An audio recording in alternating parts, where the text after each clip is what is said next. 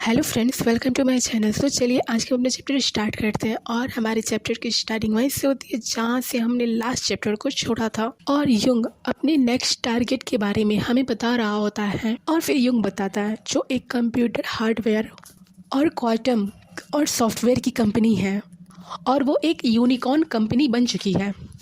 वो एक ऐसा पावरफुल पर्सन भी है जिन्होंने ग्लोरिया नाम के अपनी सेकेंड पीढ़ी को क्वांटम कंप्यूटर को डिज़ाइन किया है। उन्होंने हाल ही में इन्वेस्ट किया है जिससे उनकी कंपनी को काफ़ी ज़्यादा प्रॉफिट हुआ और इस कारण से उन्हें कई सारे ऑफ़र भी मिलेंगे। और सडनली चार्ज युआन इकनॉमी में नहीं बट यूनिकॉर्न एक स्टार्टअप होता है जिसका वैल्यू 1 अरब के डॉलर से ज़्यादा होता है, जो कि स्टॉक एक्सचेंज में अनलिस्टेड नहीं होता, जो कि किसी भी बड़े कंपनी की सहायक कंपनी नहीं होती है। और ग्लोरिया के विकास को रोक दिया गया और सभी प्रोजेक्ट और डेटा को बंद कर दिया गया है।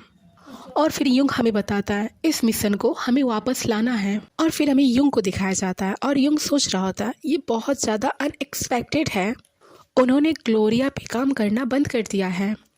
दिल टूटने की वजह से वो बहुत ज़्यादा डिसअपॉइंटेड है।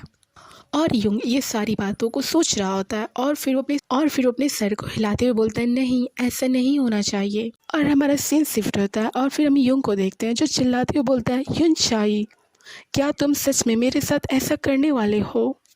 और फिर हमें एक स्कॉर्पियो को दिखाया जाता है और फिर युंग सोचता है उससे किसी ने बेकार चीज़ की तरह उससे बाहर फेंक दिया। और फिर हम युंग को देख रहे होते हैं जो ड्राइविंग कर रहा होता है और वो चिल्ला रहा होता है और फिर वो बोलता है तुमने मुझसे सब कुछ छिपा लिया। और फिर उस गाड़ी में हम किसी और पर्सन को भी देखते हैं और युंग बोलता है तो फिर बताओ तुमने मुझसे क्यों छिपाया। और युंग को उस गाड़ी की सीट पे कोई चीज़ चमकती हुई दिखती है और युंग उस चीज़ को उठाता है और वो एक रिंग होती है और उस रिंग को देख के युंग कन्फ्यूज रहता है।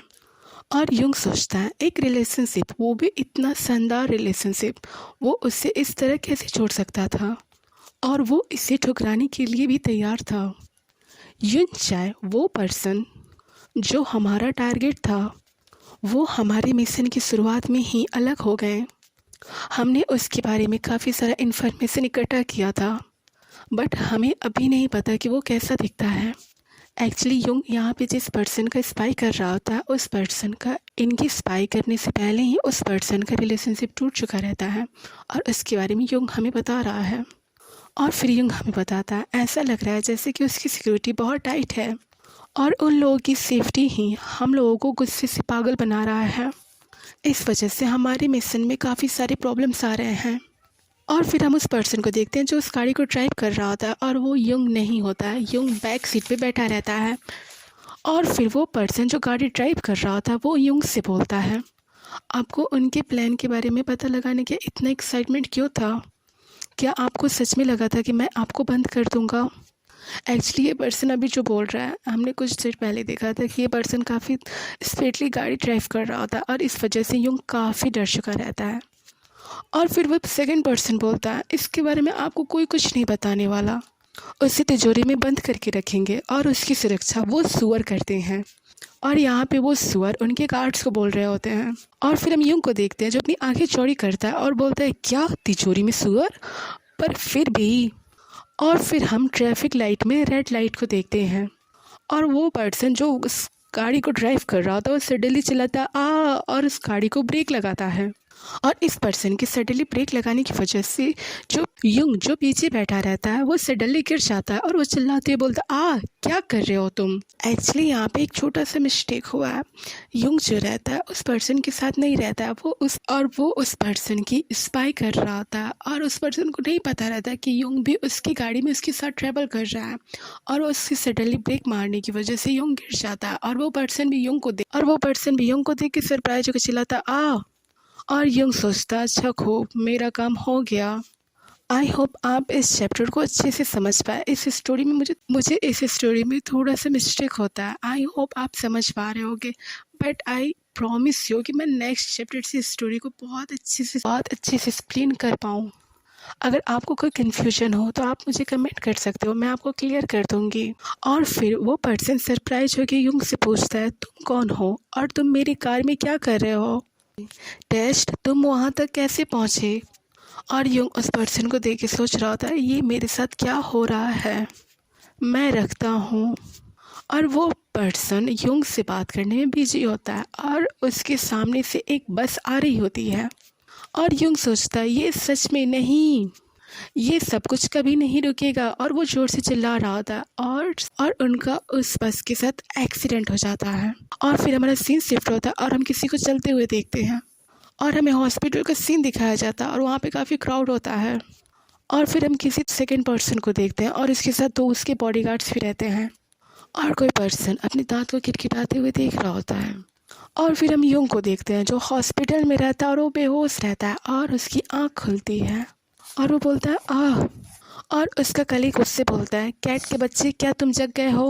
और उससे इतना क्लोज देख के यूंग काफ़ी डर जाता है। और फिर वो लेडी बोलती है बहुत खूब, तुमने हमें सचमुच डरा दिया, ये सब कुछ काफ़ी सीरियस था ना। और फिर यूंग बोलता है एक एक्सीडेंट आह।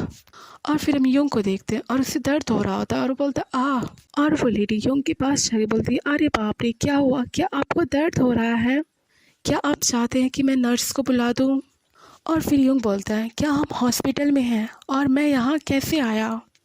और फिर वो लेडी बताती है हम कुछ नहीं कर सके, आपका बहुत खून बह चुका था और पुलिस और एम्बुलेंस पहले से ही घटना स्थल पे मौजूद थी। मैं इस चीज़ से खुश हूँ कि आप होश में आ गए, अगर आज तुम होश में नहीं आते तो मैं आज तुम्हें यहाँ से निकाल देती। बोलती है शुक्र है कि ट्रक ने तुम्हें पीछे से ही टक्कर मारी, वरना सिचुएशन और भी बदतर हो सकती थी। और यूंग अपने सर पे हाथ रखते हुए बोलता है क्या एक ट्रक, मुझे कुछ भी याद नहीं।